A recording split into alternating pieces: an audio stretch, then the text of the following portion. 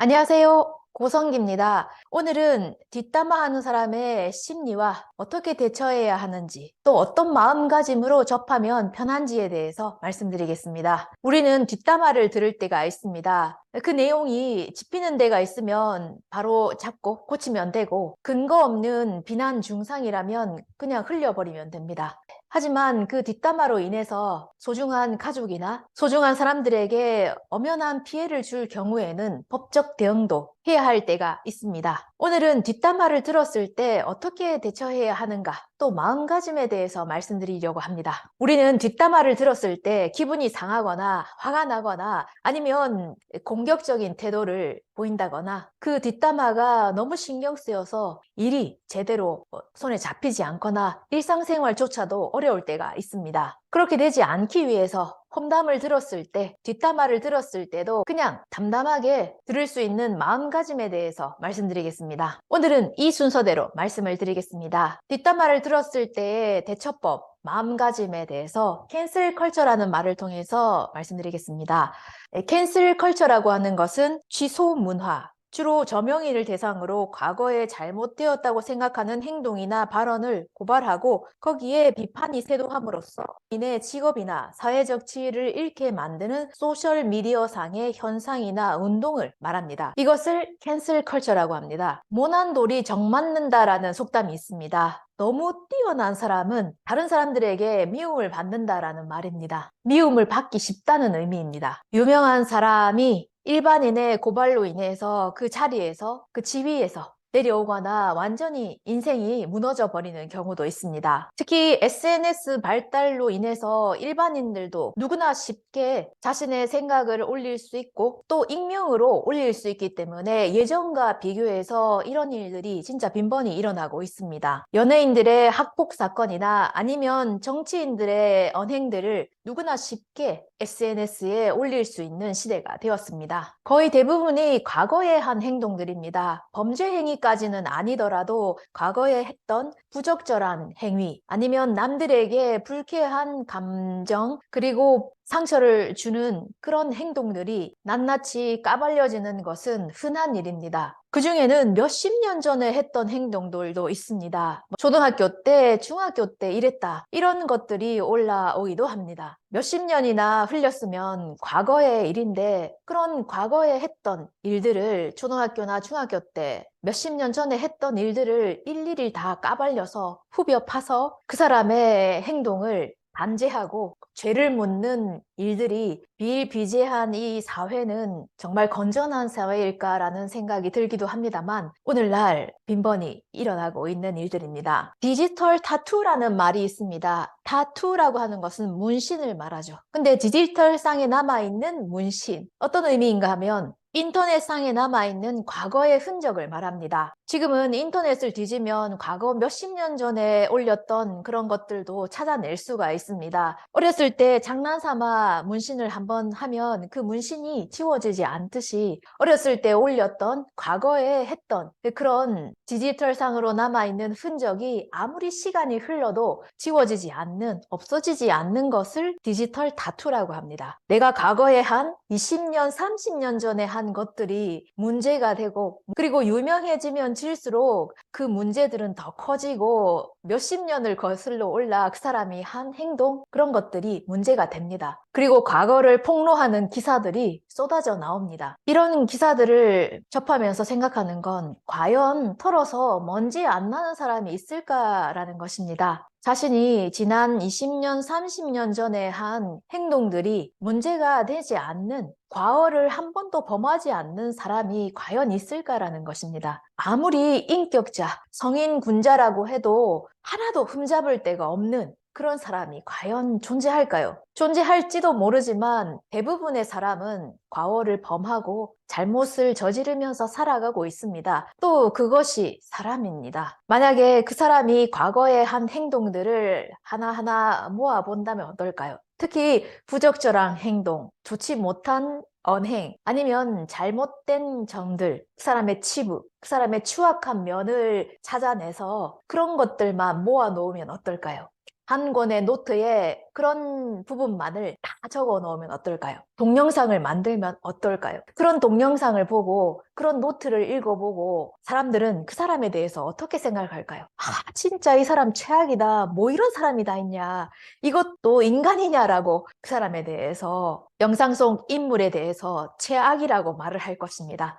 반대로 그 사람의 좋은 부분만 찾아내서 그리고 그런 부분만 적거나 아니면 영상으로 편집해서 보여준다면 어떨까요? 그걸 본 사람은 진짜 이 사람 인성갑이다. 이 사람과 함께 하고 싶다. 진짜 한번 사귀어 보고 싶은 좋은 사람이구나. 이렇게 생각할 겁니다. 우리가 어떤 사람을 볼 때 그 사람을 악의와 저기를 가지고 보면 그 사람의 나쁜 점만이 눈에 띕니다. 그리고 그 사람의 단점만이 잘 보입니다. 반대로 그 사람에 대해서 우리가 호의를 가지고 그 사람을 보면 그 사람의 장점만이 보이고 좋은 사람으로 보입니다. 사람은 과오를 범합니다. 우리는 사람입니다. 그렇기 때문에 우리도 과오를 범합니다. 과거에 저지른 잘못을 지적당한다면 누가 그 지적으로부터 자유로울 수가 있을까요? 난 아무것도 잘못한 게 없고 흠잡을 때도 하나도 없고 잘못을 저지른 적도 한 번도 없는 그런 완벽한 사람이다. 이렇게 말할 수 있는 사람이 있을까요? 죄를 저지른 죄인에게 판결을 내리는 재판관도 아니면 검사도 학교에서 선과 악을 가르치는 선생님도 인격자라고 말하는 그 어떤 사람이라고 할지라도 과거의 한 행동을 끄집어내서 문제 삼는다면 문제가 되는 행동을 안 한 사람은 없을 겁니다. 만약 제가 다른 사람들로부터 선생님 이렇게 존경받고 있는 사람이라면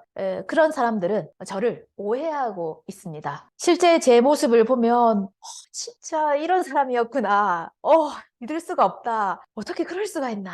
이런 모습을 하고 있는 것이 제 모습이지만 그걸 보여주지 않기 위해서 열심히 감추고 좋은 부분만 보여주도록 노력하고 있기 때문에 사람들이 좋은 사람이라고 오해를 하고 있는 겁니다. 우리들은 사람들이 나 자신을 좋게 보도록 잘 보도록 노력을 하고 있습니다. 하지만 인간의 본 모습, 있는 그대로의 모습을 직시하면 번뇌 100%입니다. 번뇌 100%의 번뇌 구족의 본부입니다. 불교에서는 번뇌 100%가 사람의, 인간의 본 모습이라고 말씀을 하십니다. 탐욕과 시기와 질투와 원망으로 가득한 것이 인간의 본 모습이다. 이것이 인간의 실체입니다. 내 마음대로 하고 싶고 내 욕심대로 다 가지고 싶고 내 마음대로 안 될 때 화를 내고 그리고 잘 나가는 사람을 보면서 깎아내리고 싶은 번뇌로 뒤범벅인 것이 바로 우리들의 모습입니다. 이것을 번뇌 구족의 범부라고 합니다. 뒷담화를 들었다고 하는 것은 너 왜 그렇게 욕심이 많니? 너 왜 그렇게 화를 잘 내? 왜 그렇게 사람을 시기하고 질투하니? 그렇게 하면 안 돼. 뭐 그럴 수가 있냐? 이런 말을 들었다는 것입니다. 욕심이 많고 화를 내고 시기 질투가 많은 나에게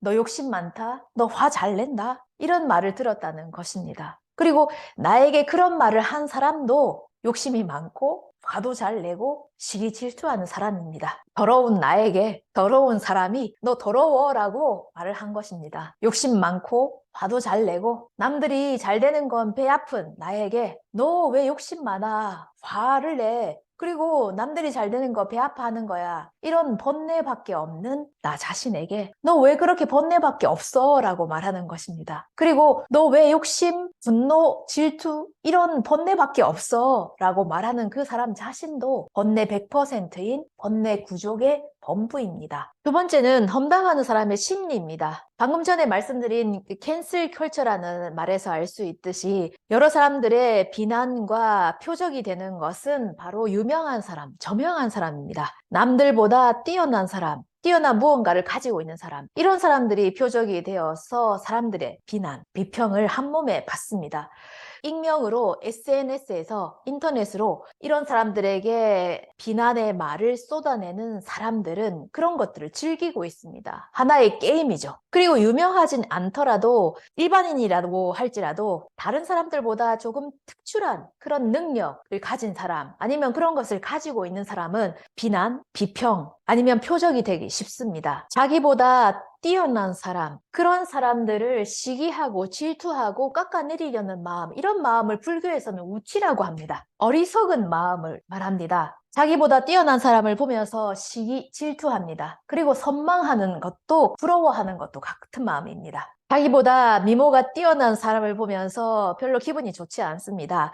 아니면 재능, 재력, 자기보다 능력이 훨씬 뛰어난 사람들을 보면서 그렇게 마음 한구석이 편하지는 않습니다. 뭔가 재미가 없습니다. 이 마음이 바로 우치입니다. 어리석은 마음을 말합니다. 유명한 사람, 저명한 사람이 어떤 불행한 일로 인해서, 안 좋은 일로 인해서 그 자리에서 내려오거나 아니면 세상 사람들에게 막 비난, 비평을 받을 때 그 사람들의 비난, 비평을 부추기거나 그 사람의 불행을 즐기는 마음, 동참하면서 부추기고 있는 마음도 같은 마음입니다. 그렇기 때문에 어떤 문제가 일어났을 때, 이 사람은 과거에 이런 것도 있었다, 이런 짓도 있다, 이런 문제도 있다 하면서 이 10년, 30년 전의 것들이 문제가 되고 기사가 터집니다. 어떻게 해서든 이 사람을 깎아내리려고, 그 자리에서 내려오게 하려고 하는 것들, 이것도 우치입니다. 어리석은 마음에서입니다. 이런 마음은 옛날도 마찬가지입니다. 그래서 잡지 같은, 신문 같은 그런 것들이 이 사람이 결혼했다, 성공했다, 행복하다, 이런 기사보다는 이혼했다, 불륜이다, 아니면 양다리다, 이런 불행한 그 사람의 진짜 치부, 들키고 싶지 않은 그런 기사들이 잡지가 더 잘 팔립니다. 그런 TV 프로그램이 더 시청률이 높습니다. 그리고 유명한 사람들이 불륜이다 해서 여러 가지 문제가 되면 TV 프로그램에 전혀 관계가 없는 사람들이 나와서 이렇다 저렇다 말이 많습니다. 자기와는 아무런 관계가 없는데도 말이죠. 또 그 사람의 말을 들은 사람이 또 흥분해서 막 댓글을 달기 시작합니다. 아니면 라이브 방송 중이라면 댓글창에 엄청난 댓글이 올라오기 시작하죠. 그 사람이 불륜을 저지르든 양다리든 저와 무슨 관계가 있습니까? 제 통장에서 돈이 나간 것도 아니고 저와 무슨 혈연 관계가 있는 것도 아닌데 왜들 남들 일에 그렇게 흥분하면서 분개해하면서 이렇다 저렇다 말들이 많을까요? 우리는 남들이 행복할 때 너무 좋겠다, 축하해요, 이렇게 축하해주는 척하면서도 마음이 별로 좋지가 않습니다. 배가 아픕니다. 하지만 남들이 불행할 때, 힘들어할 때 너무 안 됐다, 얼마나 힘들겠냐라고 말은 하면서도 상대방을 생각해주는 척하면서도 왠지 마음이 좋습니다. 기분이 좋습니다. 이런 남들의 불행을 즐기는 마음을 우치라고 합니다. 남이 잘 되는 것을 못 보는, 배 아파하는 마음도 바로 우치입니다. 이 사람이 결혼해서 성공해서 행복하다는 말보다 이 사람이 이혼을 해서 실패를 해서 지금 힘들다라는 말을 더 잘 기억하고 다른 사람들에게 옮깁니다. 우리는 다른 사람의 행복이 배가 아프고 다른 사람의 불행에 기분이 좋습니다. 이 마음이 바로 우치라는 마음입니다. 어리석은 마음이죠. 이런 타인의 불행을 즐기는 마음이 바로 우치라는 마음입니다. 이것은 옛날에도 있었지만 SNS의 발달로 더 그게 가속화된 것 같습니다. 특히 자기의 이름과 얼굴을 밝히지 않고 익명으로 아무런 그런 증거도 없는 그런 말들이 쏟아져 나오기 때문에 그 피해를 입는 사람은 그 고통으로 인해서 너무 힘들어하고 또 때에 따라서는 죽음을 선택할 정도로 아주 심각한 상태입니다. 폭주하고 있다고 볼 수가 있습니다. 얼마나 많은 사람들이 이런 말들로 인해서 이런 말로 고통받고 있을까요? 두 번째는 우리가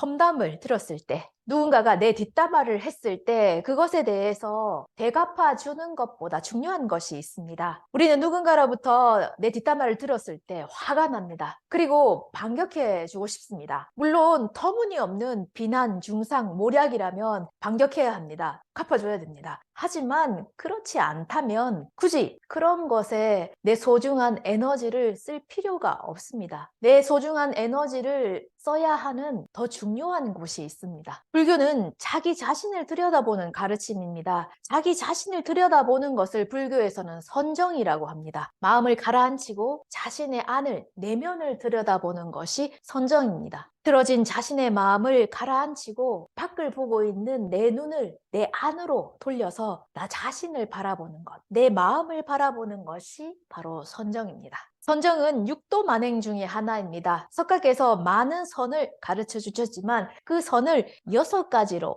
묶어서 가르쳐 주시고 계시는 6도 만행 중에 하나가 선정입니다. 석가께서 권해 주시고 계시는 행동입니다. 선입니다. 눈을 밖으로 돌려서 남을 욕하는 것이 아니라 눈을 안으로 돌려서 자기 자신을 들여다보라고 석가는 말씀을 하십니다. 그렇지만 우리는 자꾸 밖을 보게 됩니다. 흥미로운 재미있는 연구 결과를 하나 소개해 드리겠습니다. 어떤 회사에서 이런 조사를 했습니다. 갑질을 당한 경험이 있는 사람은 써달라고 했습니다. 그러니까 3명 중에 1명이 갑질을 자기는 당했다고 합니다. 3명 중에 1명이 갑질을 당했습니다. 그러면 퍼센테이지로 따지면 약 30% 이상이죠. 그 다음 질문은 자기 자신이 갑질을 한 적이 있는 사람은 적어달라고 했습니다. 어떤 결과가 나왔을까요? 내가 갑질을 했다라고 답한 사람은 2,000명 중에 1명이었습니다. 퍼센테이지로 따지면 0.05%입니다. 그런데 같은 회사에서 조사를 한 결과입니다. 갑질을 당했다고 말하는 사람이 3명 중에 1명꼴로 30%가 이상인데 내가 갑질을 했다고 말하는 사람이 이걸로 0.05%밖에 안 된다는 겁니다. 얼마나 흥미롭지 않습니까? 이 연구 결과를 보고 알 수 있는 것은 갑질은 하고 있지만 자각 없이 갑질을 하고 있다는 것입니다. 그리고 또 우리는 자기가 당한 갑질은 절대로 잊어버리지 않습니다. 자기가 당한 일은 그 무슨 일이든지 잘 기억하고 있습니다.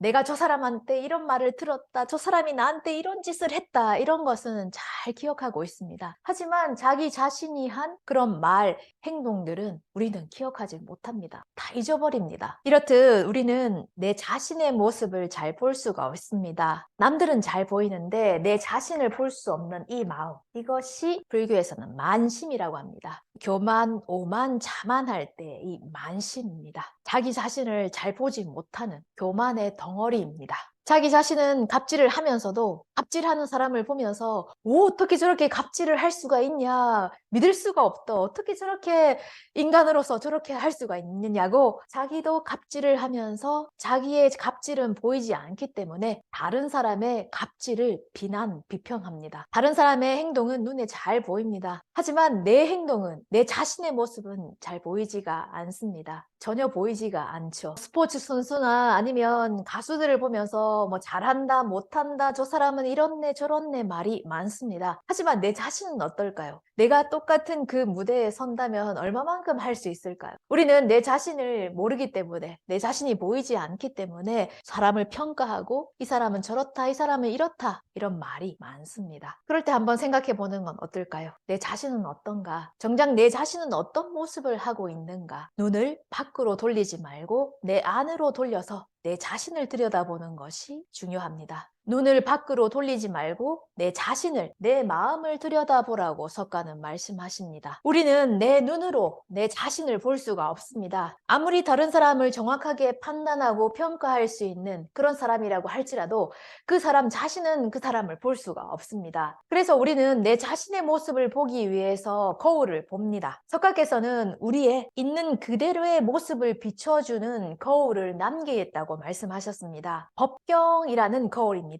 법이라고 하는 것은 발마라는 의미입니다. 진실, 있는 그대로의 라는 의미입니다. 진실의 모습, 있는 그대로의 모습을 비춰주는 거울이 바로 법경입니다. 불교를 말합니다. 부처님의 가르침을 말합니다. 부처님의 가르침은, 불교는 우리의 인간의 있는 그대로의 모습, 진실된 모습을 비춰서 우리들에게 보여줍니다. 불교는, 부처님의 가르침은 우리의 있는 그대로의 모습, 진실된 모습을 비추는 거울이라는 의미입니다. 불교를 듣는다고 하는 것은 이 진실된 거울에 비춰진 내 모습을 보는 것입니다. 내 진실된 모습을 보는 것을 말합니다. 그렇기 때문에 불교를 들으면 들을수록 밖을 보고 있던 내 눈이 내 안을, 내 모습을, 내 마음을 보게 됩니다. 오늘은 험담하는 사람의 심리와 대처법, 마음가짐에 대해서 3가지를 통해서 말씀드렸습니다. 험담을 듣는 것은 당연하다. 그리고 그 험담하는 사람의 심리는 어떤 심리에서 그런 말을 하는가? 또 험담을 들었을 때 그것에 대해서 반격하는 것보다, 대갚아주는 것보다 중요한 게 있습니다. 불교를 듣는다는 것은 밖을 보는 것이 아니라 내 안을 들여다보는 것이라고 말씀을 드렸습니다. 다음 영상은 더 좋은 영상으로 찾아오겠습니다. 재밌게 보셨다면 구독과 좋아요 부탁드립니다. 큰 힘이 됩니다. 오늘도 시청해주셔서 감사합니다.